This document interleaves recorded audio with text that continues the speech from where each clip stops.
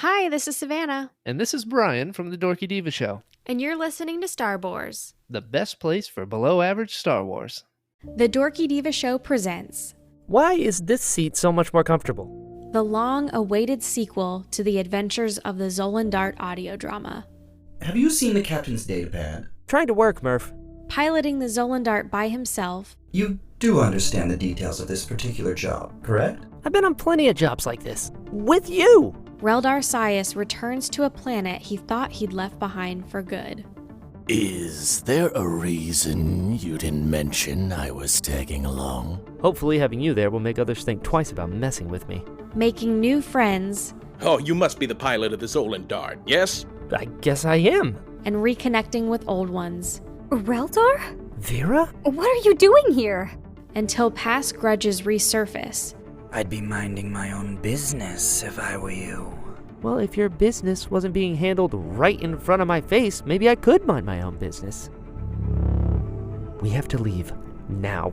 Why the rush all of a sudden? We're in trouble. If it isn't little Reldar Sias. Hey, Yorick. Long time no see. Roz already knows you're here. Oh, Look who decided to come home. Reldar must confront his origin, I must admit, I never saw this as being a part of your past, Softshell. or let it define his future. I will get what is owed to me, no matter the cost. because what Roz is trying to do is wrong. Says you.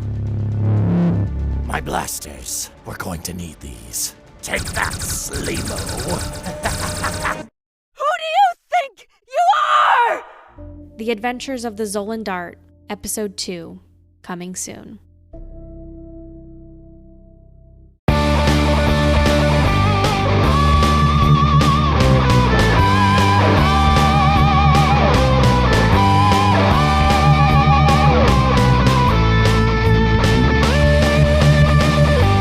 Welcome to Starboars, best place for below average Star Wars.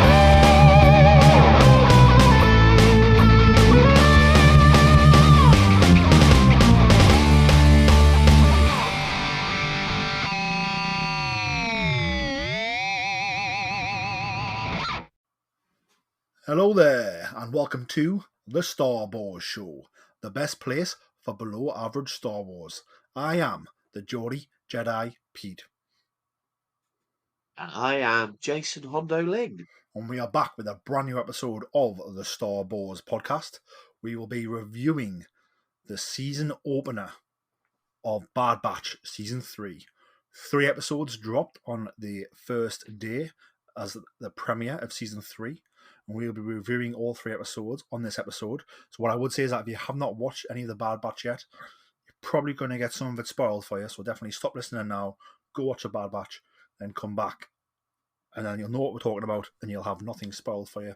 And there was some awesome things happening in the Bad Batch, so you definitely don't want them spoiled, is what I would say.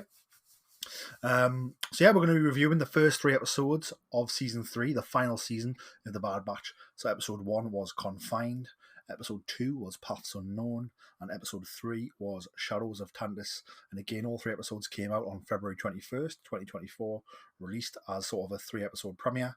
And all episodes paint each other like a mini movie, but I thought, which was fantastic. But Jason, how are you doing, and how excited are you that the Bad Batch is back? I've been saying for ages how much I was looking forward to this. It hasn't disappointed. It's a very, for me, this season's very different. It's very exciting. And it's very, very Star Wars. It certainly is. It certainly is. I think let's just dive right in. I think Yeah. I think one thing I love is that obviously we got the sort of the story so far package at the beginning of the first episode, and I just love the way it ended with sort of Hunter being like, "We are going to get her back, and we are not going to stop until we do." was really sort of deep, really set the tone for this episode starting. So yeah, episode 1, Confined, directed by Sol Ruiz and written by Jennifer Corbett. Obviously following Omega's capture, which has obviously become part of the Imperial cloning division, sort of against our will, on this Imperial base on Mount Tantiss. One of her tasks consists of taking blood samples of clones alongside Amiri Carr, who is another female clone, adult female clone. However, Omega becomes suspicious when Amiri also takes Omega's blood, and they seem to be testing it. And we also see that Nala Se, who's obviously the Kaminoan who cares very much for Omega and looks after Omega, seems to be discarding the samples in secret of Omega's blood. And Omega's also evading the guards so she can speak with fellow Bad Batch member Crosshair. And we also get sort of Crosshair vainly attempting to discourage Omega from escaping Mount Tantiss and definitely escaping with him.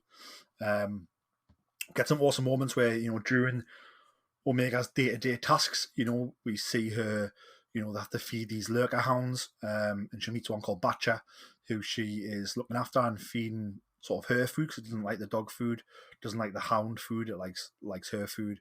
And you'll see when Batcher gets injured, Omega very much tries to sort of heal the hound, with the Imperials threatening to euthanize Batcher if she does not heal. But Omega manages to free the hound. The Empire want to destroy Batcher anyway, even though she does heal.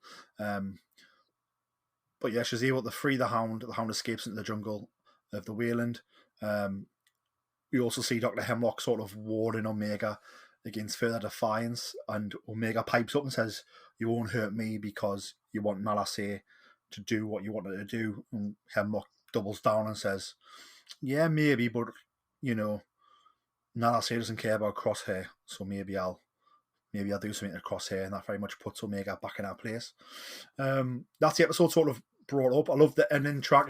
This episode starts with sort of an Imperial shuttle, which is, I suppose, one of the last ones from the Clone Wars, crashing down. I don't know what your thoughts were on the episode as a whole, Jason. Yeah, I really enjoyed this. I have seen some criticism, and I understand why. But for me, it's Let's partly just of talk what about. Let's makes just the ignore them. They're not on the show. Let's the just talk about the positives. no. This is just explaining how I feel about the way these 3 episodes. They're a lot slower paced, but that's what makes them quite special. And like you said, the mundane side of Omega's day, we're very much seeing her and Crosshair imprisoned. Although Emery says that she isn't a prisoner, she very much is a prisoner, and is being held against her will. And it's the whole episode and the tone. There's the whole imprisonment of the not just like Crosshair and Omega, but as you say, Batcher, and the relationship that Omega's always good at building relationships with these creatures. And this the relationship with Batcher, as we see, again becomes quite special and makes us realise again why Omega is special. You know, as the episode goes on, we see a lot of the darker side of the Imperial regime. The opening sequence where we see the crash, um, I really enjoyed the way obviously it's should we go if it had been clones crashing from the Clone Wars, then there would have been there'd have been a rescue mission launched straight away. But the Imperials, everyone's expendable. They've crashed. They're in an area where they're not going to survive, so therefore they're not going to be saved. And that's where we've now gone from obviously, the Republic to this new imperial regime that is a lot harsher, and is very different. And I just think the whole tone of this episode, um, you know, it's very dour. Apart from obviously when eventually Omega sets Batcher free, but as you said, she's very much brought back in line by Hemlock. But as we know, Omega as a character doesn't like to be brought back in line and doesn't like to be pushed by someone. And I just think this whole episode, it moved slowly, and I've actually rewatched it earlier this evening, and I just felt it carried a bit of gravitas to it that I don't think you see in animated series very often. It had a very adult tone that I really enjoyed. Yeah, I think for me, let's start with the shuttle. So I think you've hit the nail on the head perfectly when you say, we see the shuttle sort of crash at the beginning, and the Empire sort of leave it there, and the people there to die. It's written off; they're expendable. But as we see at the end of the episode, Batcher, the Hound, is sort of on top of that shuttle howling, and it's almost as if the shuttle's going to come into play later. Maybe the Empire should have tried to rescue it and at least recovered it, and then it wouldn't be in play later. And I think in a few episodes' time, we're going to see the shuttle be in play and maybe cost the Empire some fugitives. So I thought that was mirrored really well from the beginning to the end of the episode, and setting up not just maybe that hope that could be there, but also actually the Empire's failure to care about this in the beginning and seeing it as expendable is going to be what bites them on the arse later. If they showed some compassion here and tried to save it, then it's what is allowed to happen later wouldn't happen. I think, yeah, I think about the end of season 2. Omega gets captured, and I think you couldn't just have a quick rescue and Omega get out there. I think we had to see, you get the feel for the Empire and how the galaxies turn out and like how they're treating people, in this sort of running people down and making them almost slaves against their will, to where they almost become slaves at will by accident because they get worn down. But Omega always fighting the fight, even though she seems down. I love this episode how we see sort of the hair grow, and we see a tone change as time's depicted going by, in a day-to-day sort of boring life, but we do see her still hanging on to things of hope, especially with Batcher and especially with the visits to Crosshair. I think another thing I loved was very much this had the feeling of almost like a prison movie, or a movie about, I got THX 1138 vibes, George Lucas's student movie and then his first theatrical movie. I certainly got THX 1138 vibes in this movie. I certainly got like Shawshank Redemption vibes here as well. Really sort of showing you the situation. I think one of the things, obviously, every morning when it showed you Omega going to do the blood tests, it showed you that sort of the blood testing machine, and each time it would flick you a new one, it would show you a new clone come up. Again, just showing you just like how expendable these clones are to the Empire, but also just how they're being treated. Like, no human rights, because they're not humans, they're not citizens, they're just like property. And like, yeah, they're just getting tested day after day after day. What were your thoughts on the... I don't feel very good about, we see these clone commandos who seem to be all high and mighty, all serving Hemlock and the Empire, and like I just don't know much about the clone commandos, to be fair, but to me it just seemed a bit like, who are these guys and like why are they so good? Yeah, no, I get what you mean there. It's they're they're definitely a different breed to what we're seen before, and they're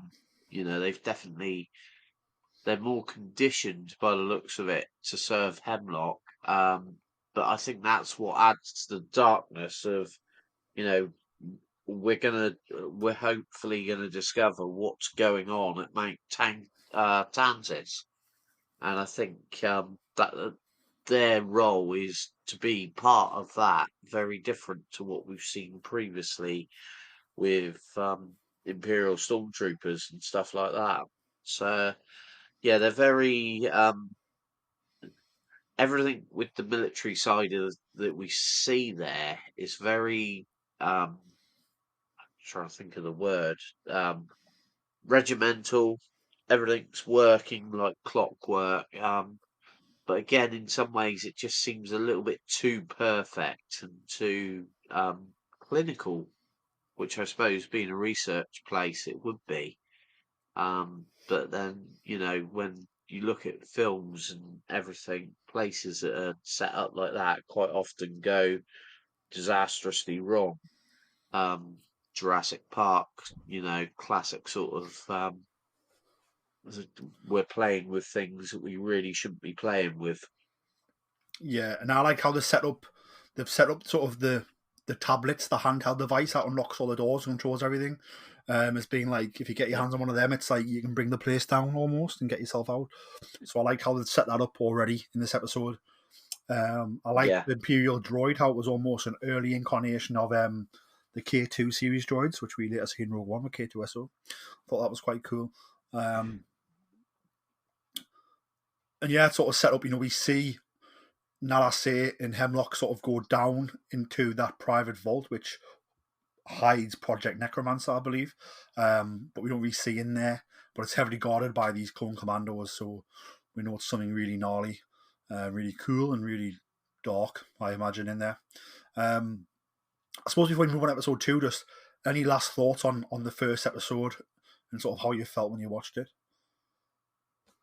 I just really, obviously when I watched all of these, I watched all three together, and I think I experienced it all as one episode.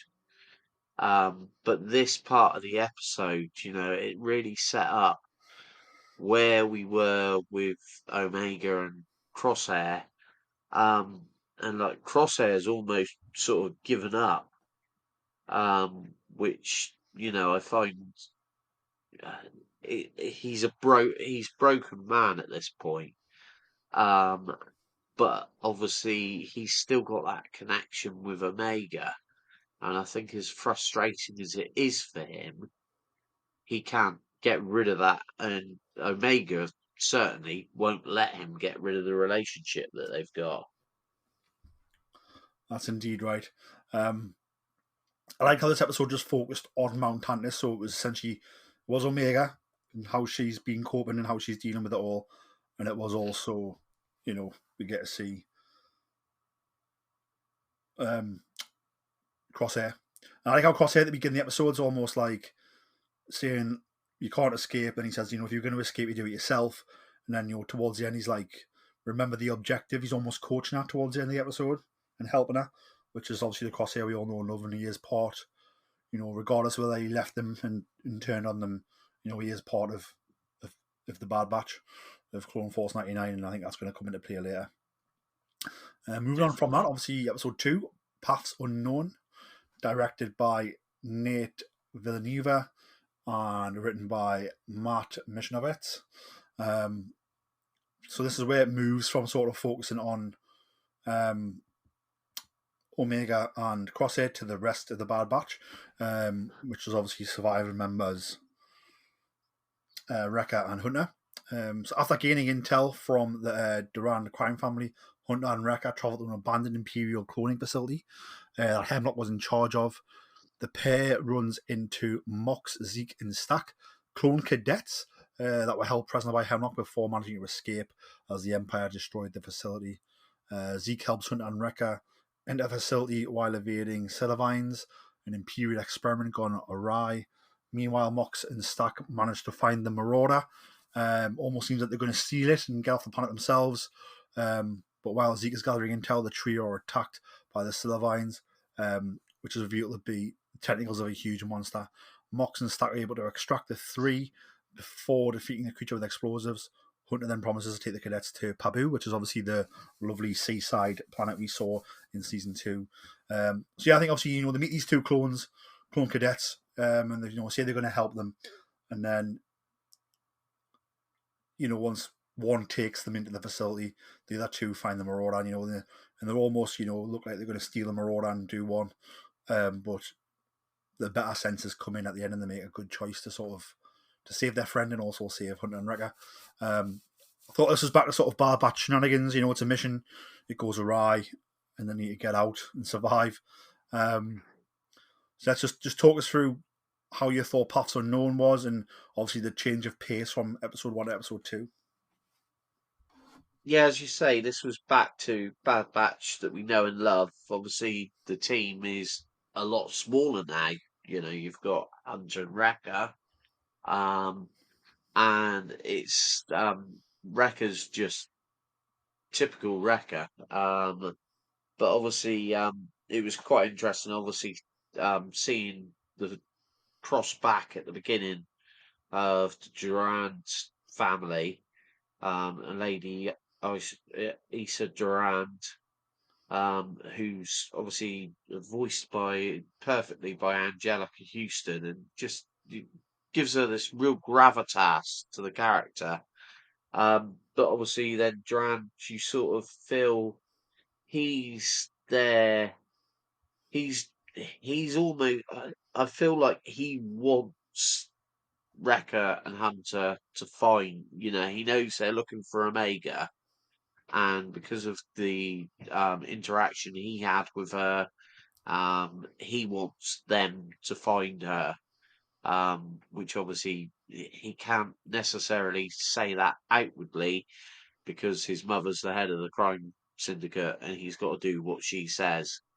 But it was nice that we got to see that character brought back in the Durand crime syndicate there.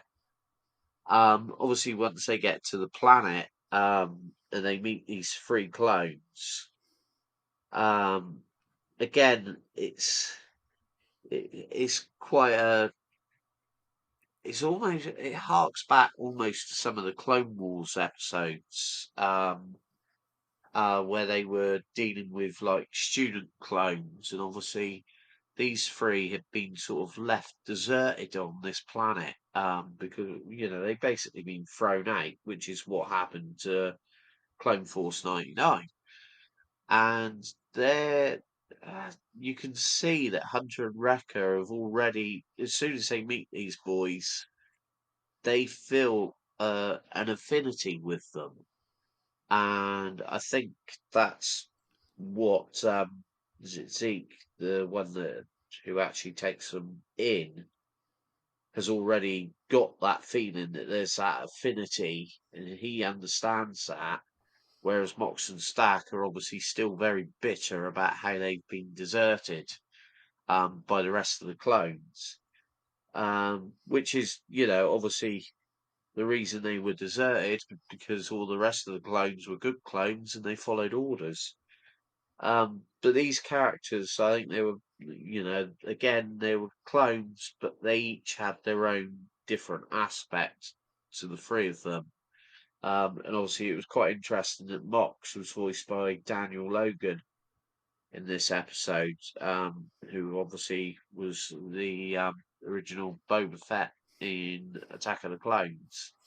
So bringing him back in as a voice actor for another clone character was, it gives that sort of continuity, which I really liked. And the whole episode, I think, like you say, it was just Bad Batch back to being Bad Batch, which is never a bad thing.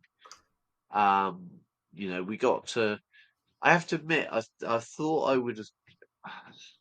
I thought Wrecker might have been a bit more downhearted, but I think he's got such a determination that they're gonna find Omega, that he's still got that Wrecker attitude, which is great that he hasn't lost that, and it's you got confidence when you see these two characters that they're on their way to find Omega, and they're not going to give up no matter what. Yeah, and I think some time's passed as well. So I think maybe the time for mourning the loss that we probably haven't maybe seen. Yeah. And then obviously they're very much committed to like, now we've got a lead, let's follow the lead. Like we need to deliver on the lead. Definitely. One thing I did love was that obviously, it is sort of half a team now, because obviously, Tech's gone. Rest in peace, Tech, maybe, if he's dead. And obviously Crosshair and Omega are locked up. So like this mission would have been a failure had it not been for the clone cadets. So I did like it how it did show sort of the vulnerability of the team now that the team's not whole. Yeah. But obviously, it also shows that just how strong the team is when they're all together.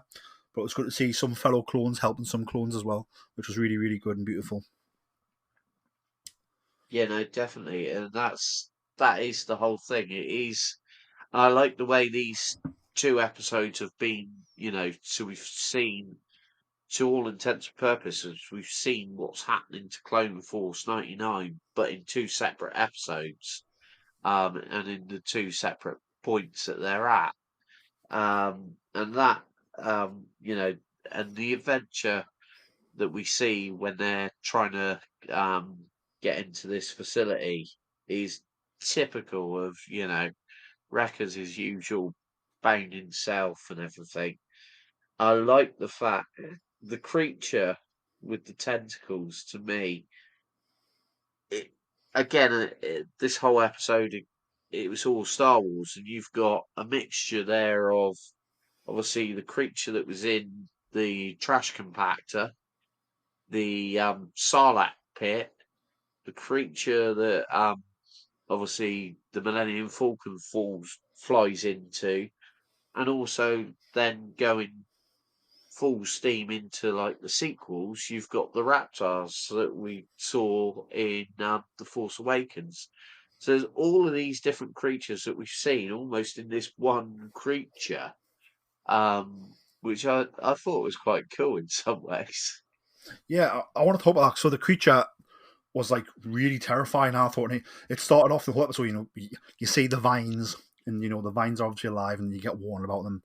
And as you go along, the vines seem to get more dangerous, and we're seeing more of them. And then obviously at the end, it's revealed to be Yeah, the vines are sort of the end of like this big creature that's sort of like a Sarlacc pit underwater, but also not a Sarlacc. And again, what you said there, it matches like a lot of different characteristics and looks from a lot of different Star Wars creatures throughout the entire saga. And obviously, excuse me, obviously, this is an Imperial facility, and it hints at this creature was the result of Imperial scientific experiments. I wonder if they maybe yeah, took the DNA of all the most dangerous creatures on the planet. Hemlock has, not planet, sorry, all the most dangerous creatures in the galaxy, put it together to create this super beast. And then it's gone wrong, so they went, right, abandon the base and shoot it. yeah. That was exactly what I would, my feeling about that whole thing, and that's why I think the whole darkness of this episode, or these episodes, it's like, what were the Empire up to? They really were playing with fire here. They really were, and it's very much, I think it's Hemlock's creation, and Hemlock's obviously got the Emperor's head at the moment, the Emperor's ear, so to speak. So, and obviously we see Hemlock sort of working on, clones and sort of humanoid DNA to create the sort of trying to replicate the M count, sort of the metachlorine count in clones. But it goes to show his background is actually like probably creating all different kinds of monsters, and I think it also hints back, if you look at the hounds that are at Mount Tantiss in that first episode, Batcher, obviously keeping them there, maybe been testing them. So, yeah, I think maybe Dr. Hemlock's very much sort of a jack of all trades doctor, creates big monsters, also tries to create sort of normal looking ones who can have the M count. Just a wild man, basically. An evil, evil, mad scientist. Any closing thoughts on Paths Unknown?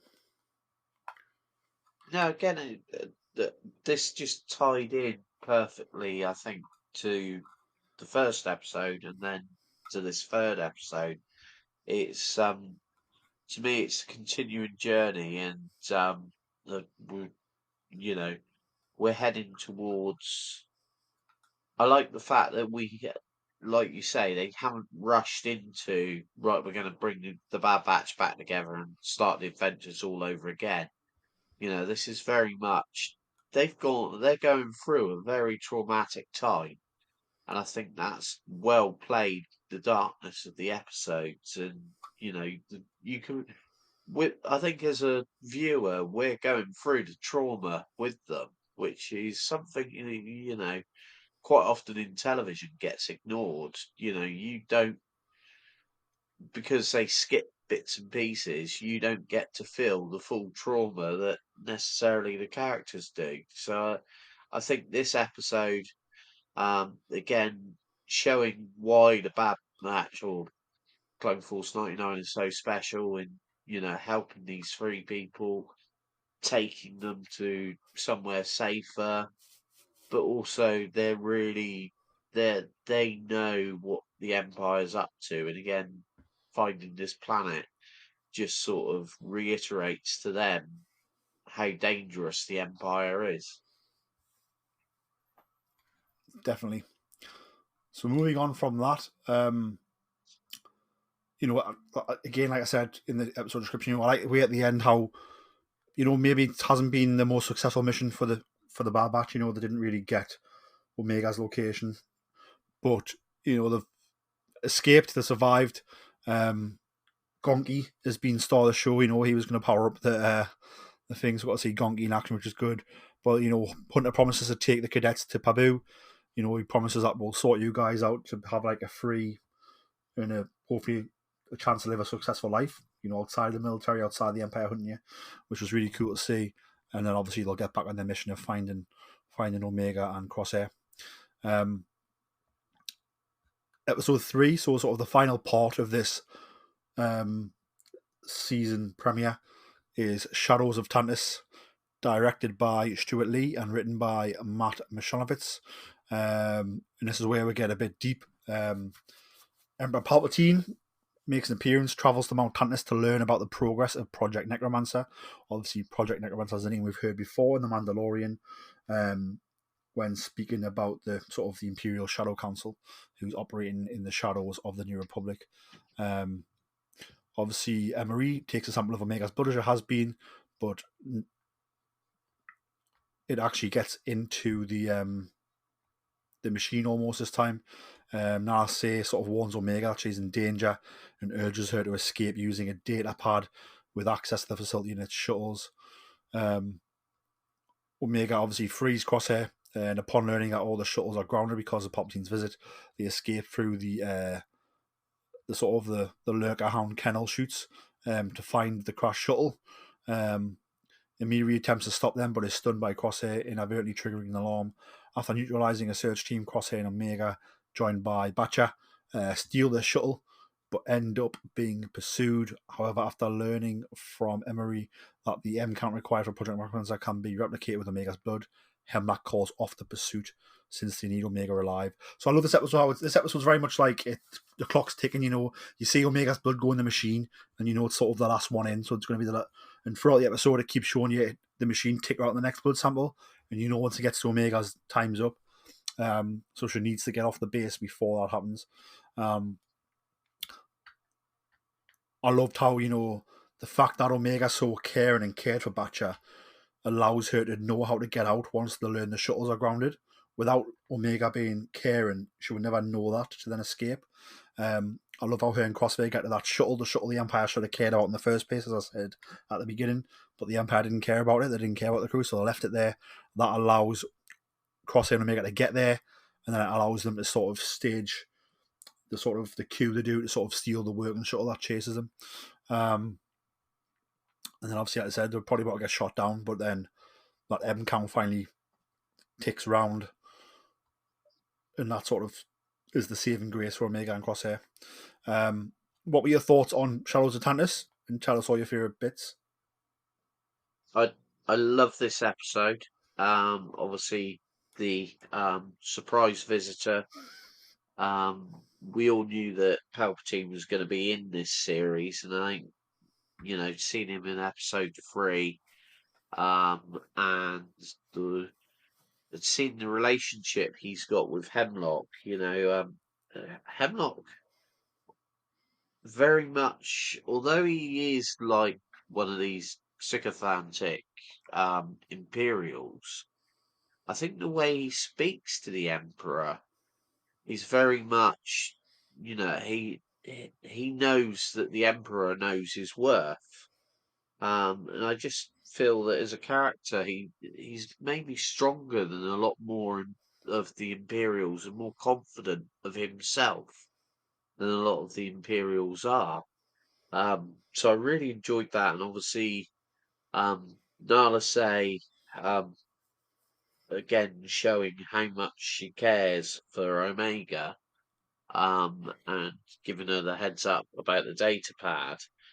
That sets off the adventure side of this episode, and I like the fact that this time, we have got, um, Crosshair and Omega are on their very much Bad Batch mission. So it's like bringing Crosshair back into the fold along with Omega, who is very adept. She's clearly learned a lot over the time that she's been with the Bad Batch guys, and that's what I like. I think this episode shows her, whereas previously she's sort of got involved with the adventures, but everyone else is sort of, she comes up with ideas. Very much, this is her escape. She's doing this.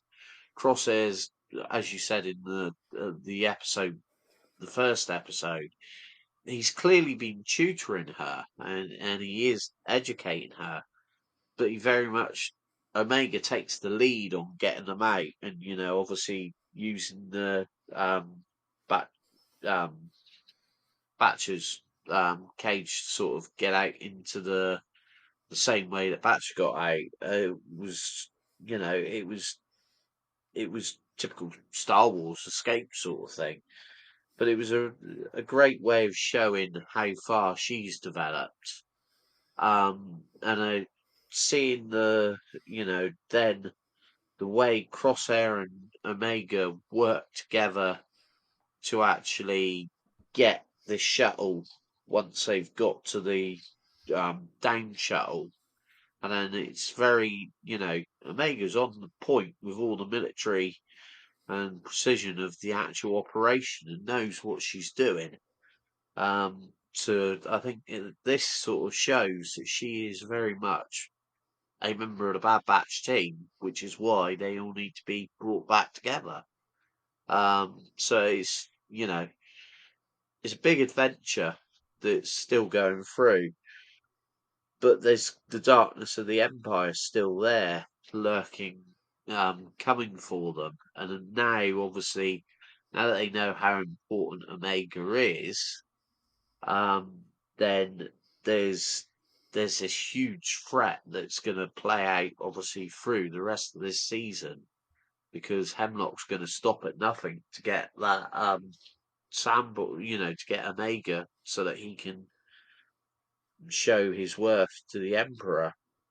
So this whole episode actually is a really, really important episode for the whole series. It very much sets where this series is going, I think.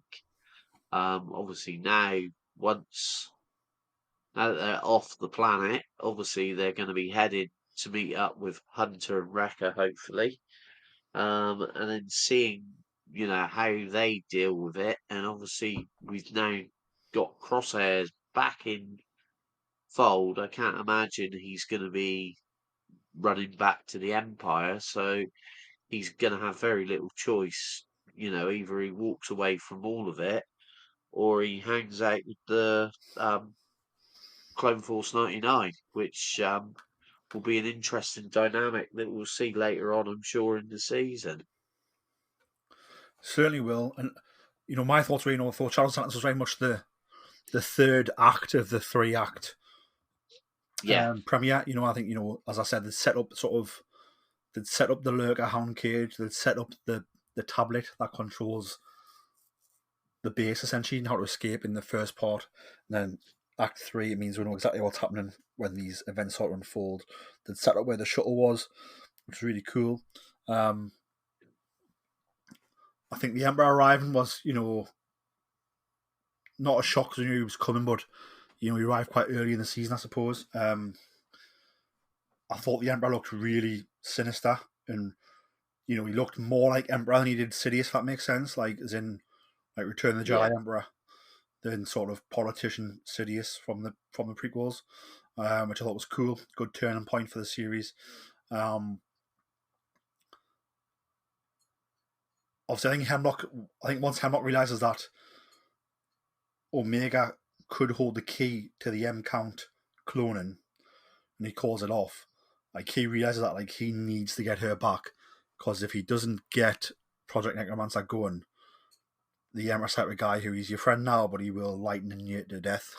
um, and especially if he finds out you had the girl here the whole time and didn't know, and then she escaped. So I think the pressure's now on Hemlock to get her back. What were your thoughts on the name drop of Project Necromancer? And obviously, like I said, The Mandalorian, we learned that Project Necromancer is still ongoing and not finished, and that it's very much General Hux' dad, who is, trying to oversee this. And it's funny how, maybe the failures here with Project Necromancer is what leads to General Hux saying, I don't want clones, I just want to brainwash the children from birth type of thing, which is what we see with the First Order Stormtroopers. And obviously, should some of Project Necromancer get working, at one point do we see sort of some of it get moved off of Mount Tantiss, moved out the known galaxy, and moved to Exegol, the Sith homeworld? Don't know what. Just tell us your thoughts on Project Necromancer, the Emperor's presence, and obviously how it ties into sort of future events. Yeah, I definitely think this is Star Wars sort of telling us a story that we know, but we don't know how it all happened. And it's great that they're now taking the opportunity to show us. Let's be honest, it was perfectly believable that they could bring back Palpatine, but now we're starting to see what brought that about and the planning and his involvement, to make sure that there was this ability to bring him back. I think it's really, really dark and like you say, Palpatine in particular really does look wickedly evil in this when he walks in, and it's just setting everything up. And I think you know we've got a lot that we're going to discover through this season that's going to fill in a lot of the gaps, I think, in Star Wars history, which I think is a brilliant thing for them to actually do. And using a series like this, this, to all intents and purposes, is a children's animated series, but these episodes are very, very different to what kids would want to be seeing. And I think that's hats off to them at Lucasfilm and everything. It's done it to the point that this animated series, if we were in an ideal world, some of the episodes and storytelling really should be up there for a big time, awards. And I mean proper awards, not just sci-fi awards. Yep. I think what was you? I get the impression that like Project Necromancer is something that like the Emperor arrives, it's just him and his guards. There's no Imperial dignitaries there. There's no like Imperial security. Vader's not there. I get the impression that probably nobody knows about this but the Emperor. Like, I guarantee Vader does not know about Project Necromancer. I don't think. Obviously, this is the Yeah. Emperor keeping things really close to his chest. Um, what do you obviously think about?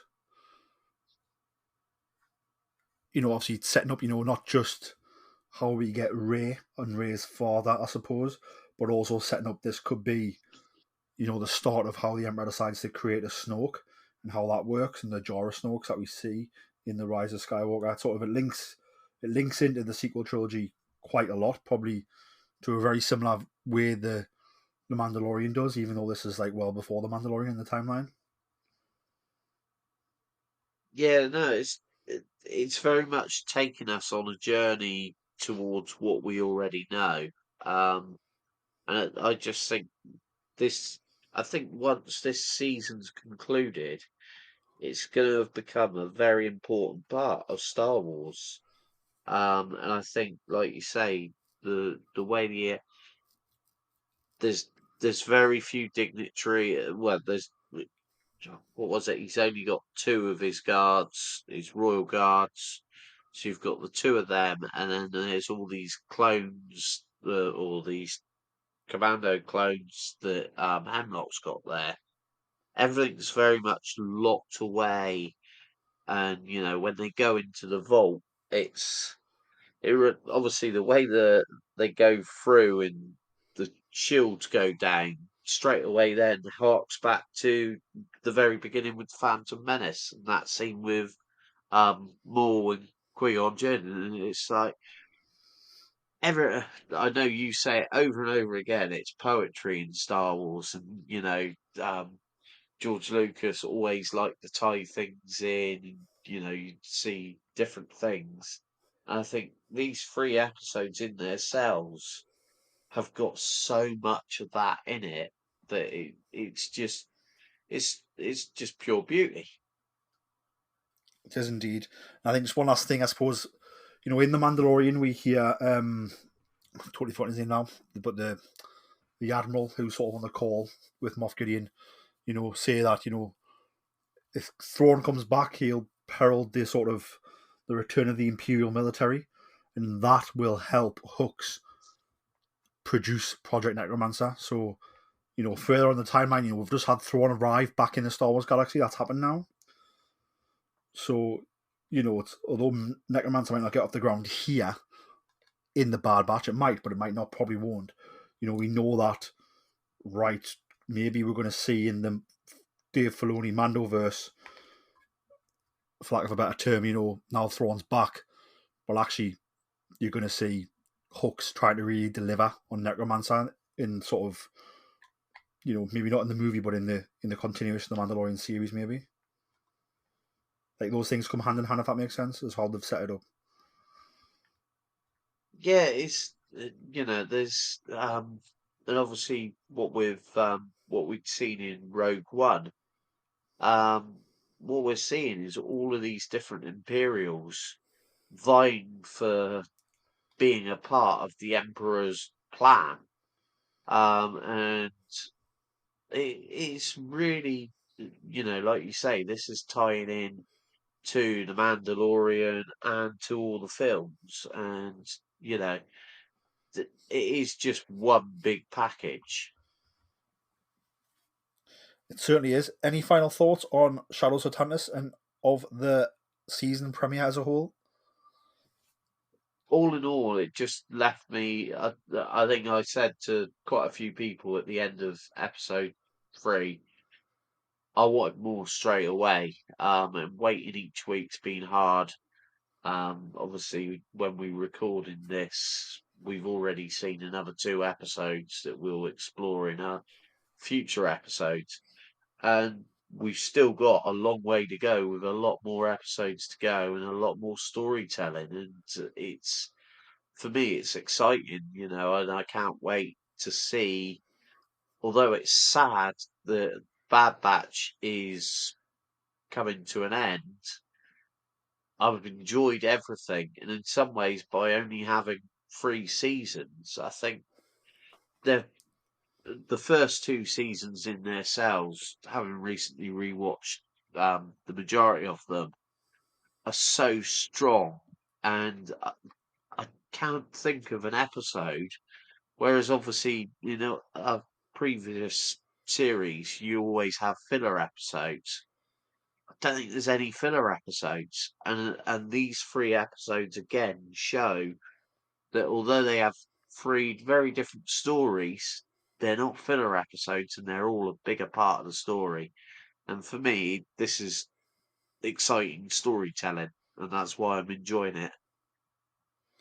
Yeah, I think for me, I thought the season premiere, the 3 episodes, it really did show sort of the stakes of, not just the Bad Batch being separated, but, sort of the heartache and sort of the dire situation of Omega and Crosshair was put across really well and was really well understood by the viewers, and that sort of the passion that Hunter and Wrecker have to get them back was shown quite a bit.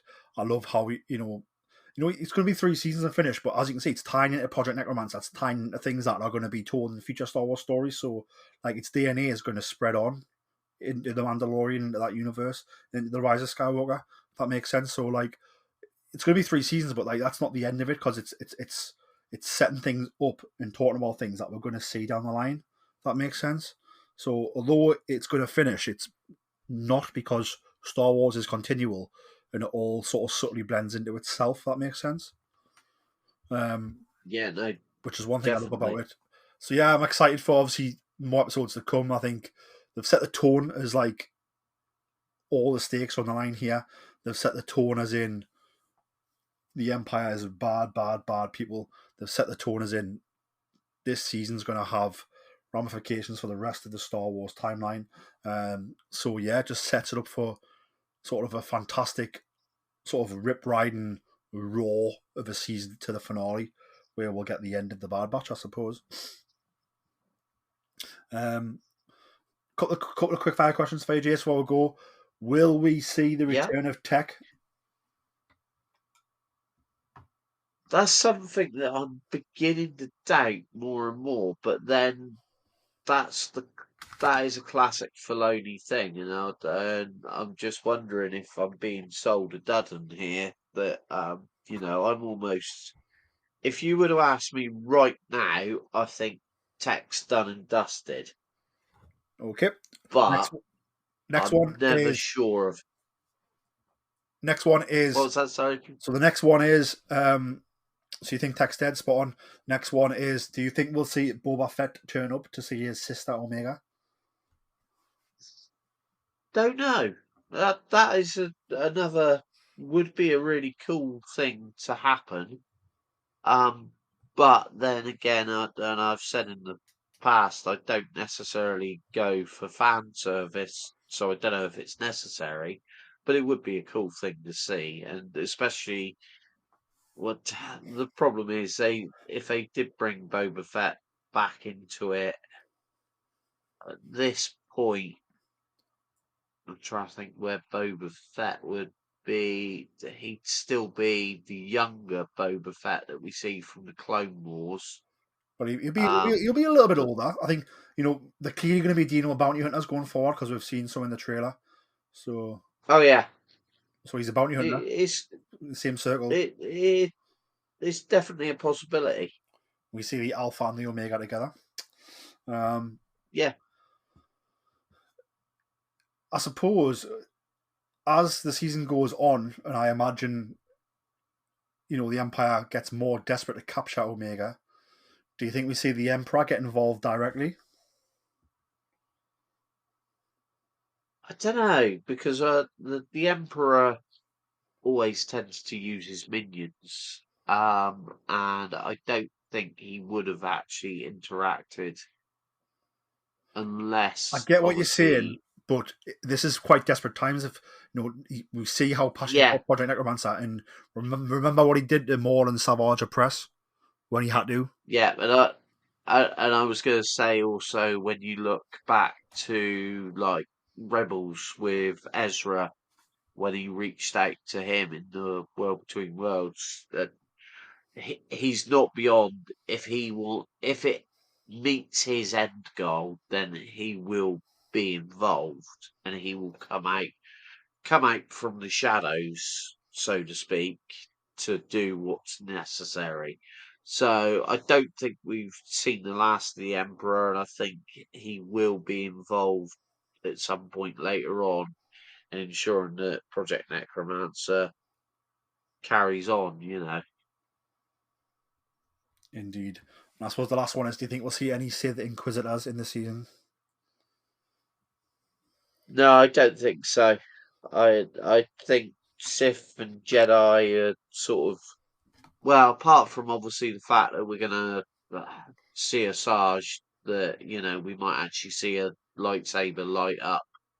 Well, we know we're going to see a lightsaber light up, so it'll be interesting to see where that goes, and what part she plays in the story. Certainly. I don't think we'll see the Inquisitors because I think the Inquisitors report directly to Vader almost. So I feel that I feel the Emperor's going to keep Vader out of this, so that's why Definitely. that's why I don't think we'll be involved. But any final thoughts at all about the Bad Batch and where we're going before we wrap things up, Jason? No, just keep watching, keep enjoying. I think this is Star Wars at its finest again. As I've said over and over, I love the animated stuff. I think it gives us a more in-depth storytelling than they can do with like the feature films, and even to a certain degree the TV series. So what we get out of these episodes, I think, is really, really special. And the story that they're telling is something that the fans want to hear. It is indeed. Let's wrap things up. Jason, where can the people find you on social media? At Hondo Ling, as always. You can find myself on Instagram and Twitter, or X as it's now called, at Geordie Jedi Pete. You can find the podcast on Twitter, or X as it's now known, at Boars Star. You can also find the podcast on Facebook, TikTok, and LinkedIn at Star Wars Podcast. If you're listening on Spotify or on Apple Podcasts, please just leave us a top review. Takes you a few moments, but it leaves us smiling all day, and it helps people find the podcast. And again, if you are listening on any of the other wonderful podcast services, and it has the option to leave a review, again, just leave us a top review. Give us a little subscribe. Again, takes you a few moments, but keeps us here at Star Wars headquarters smiling for a long time and helps people find the show. Just want to say, everybody at Rooster Teeth will love you, and I hope everything works out for our friends who work there, who've had some bad news, certainly this week. May the Force be with everyone, and remember, always tell that to Cancha Club. Fearless Fred presents Mud 79, a fan-made Star Wars story, Season 2. The Empire stands on the verge of total defeat, its forces in tatters after a disastrous defeat at the hands of Separatist forces. The Imperial fortress of Camp Vibus has fallen. Spies have infiltrated High Command. Secessionist forces slaughter anyone friendly to the Empire. But the Mudders of Platoon 79 will not yield. They will not break, no matter the odds. For the Empire! But all is not lost. The arrival of a new commander brings hope for success. But with him comes a tighter grip, because failure is not an option. The Emperor doesn't tolerate such gross incompetence, and neither do I. The shattered remnants of Imperial might are rallied against a relentless enemy. Know that the Emperor watches over us, that we are the instrument that brings his peace to the galaxy. Experience the galaxy and join the Imperial forces as Solomon Kwai and the rest of the Mud Troopers march headlong towards a war they might not survive. Get down! Lead the way. Enlist today. Fearless Fred presents Mud 79, a fan-made Star Wars story. Season 2 is available for free on Apple Podcasts, Spotify, Amazon Music, or wherever you get your favorite podcasts.